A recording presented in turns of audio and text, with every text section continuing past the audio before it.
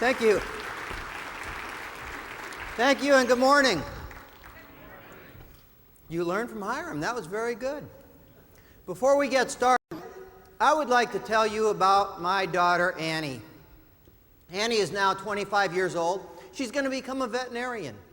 Annie was born going 180 miles an hour, and she hadn't slowed down since. Now, when Annie was 18 months old, we went to visit the grandparents, my wife's parents. And Annie, of course, is running around this house, room to room, exploring, tearing things apart, little pigtails flopping up and down in the wind. And she comes charging in through the living room. And Grandpa's in there. Now, Grandpa's an outdoorsman. Spends a lot of time on his boat in the water, so he's very tan. He is also as bald as a cue ball.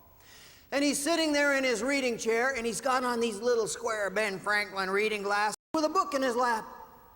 And Annie comes charging by 180 miles an hour, sees Grandpa sitting there in his chair, and stops dead cold in her tracks and just stares. What is that? Is the look on her face. And she stares. You know how a 2-year-old can be so inquisitive? She stares and stares. Finally, she stands up and she smiles a big old smile. Then she laughs a big old laugh. Then she looks over at Grandma and she says, "Grandma, I have a Mr. Potato Head too."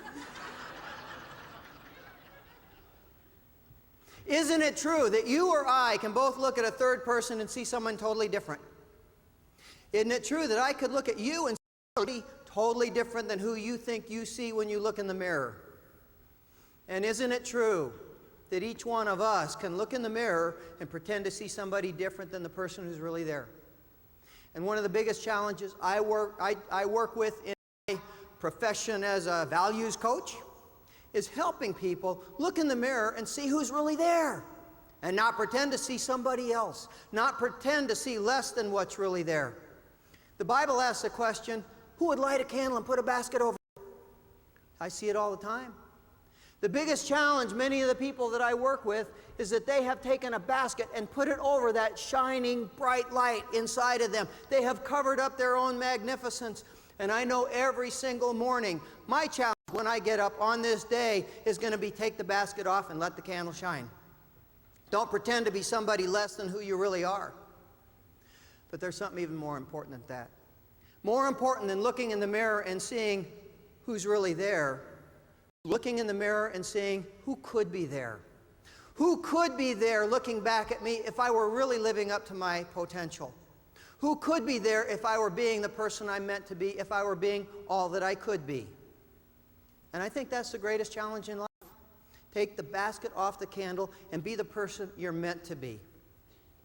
And how do you do that? Our earlier speaker, Hiram Smith, commented on the power of values, and he was right on target. And I know something about you. Having traveled around the country over the past 12 years, worked with a lot of people, I know something about the members of this audience. I know that you have good, solid values. Am I right? Let's do a quick check. Please raise your hand if you do not have good, solid values. I also know this about you. I know that you probably have not put a whole lot of thought into what are those values. You probably would have a difficult time making a list. As Hiram mentioned, you probably would have a hard time deciding how would I act if I could honor one value but not the other, integrity or loyalty. Any parent who's gotten the 3 a.m. call from their kid in the jail knows that the word tough love is an oxymoron. And the time to decide, do we do the tough thing or do we do the love thing, is not 3 o'clock in the morning. If you think about those things ahead of time, you're much less likely to do or say things that you later regret. And I also know this. Most of you have not put a lot of thought into knowing what my values are.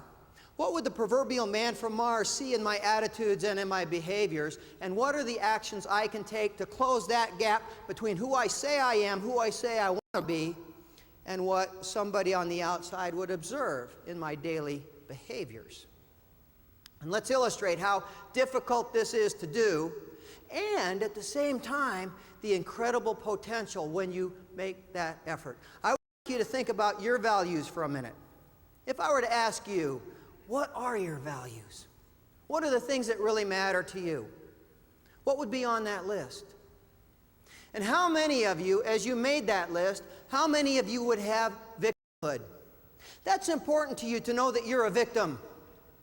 You got the coffee mug at home that says, "Poor me." You woke up this morning and looked out the window and went, "Oh, great. Another day to be pathetic." Please raise your hand if that's you. For the record, there's not one hand up among the hundreds of people in this audience. Okay, let's do a reality check. How many of you, and be honest with me and with yourself, how many of you have complained about something in the past 48 hours? Anything at all? Raise your hand if you've complained about, everybody! And some people, 2 hands.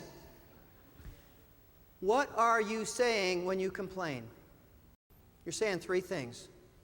First thing you're saying, something's bothering me, otherwise I wouldn't be wasting my time and yours whining about it. Second thing you're saying, it's not my fault. Otherwise I'd be looking in the mirror instead of pointing